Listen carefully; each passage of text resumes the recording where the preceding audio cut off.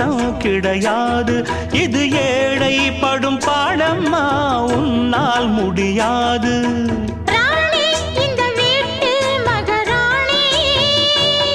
உங்க பாணி புது பாணி தள்ளி போனே.